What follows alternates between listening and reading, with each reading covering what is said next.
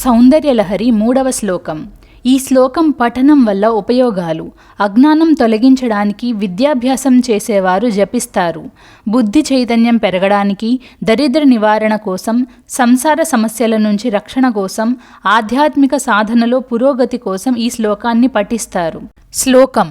అవిద్యానామంతస్తిమిరమిహిరద్వీపనగరీ జడానాం చైతన్యస్తబకమకరందశ్రుతిఝరీ దరిద్రాణాం చింతామణిగుణనికా జన్మజలధౌ నిమగ్నానాం దంశ్రా మురరిపువరాహస్య భవతి.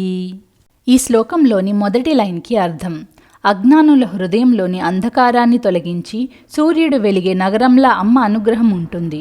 రెండవ లైన్కి అర్థం: మందబుద్ధి గల వారికి చైతన్య పుష్పగుచ్చం నుంచి తేనెలా ప్రవహించే జ్ఞానధార వంటిది. మూడవ లైన్కి అర్థం: దరిద్రులకు చింతామణి రత్నాల హారం లాంటి వరప్రదమైనది. నాలుగవ లైన్కి అర్థం: జనన మరణ సముద్రంలో మునిగిన వారికి విష్ణువు వరాహ అవతారపు దంతంలా రక్షణ ఇస్తుంది.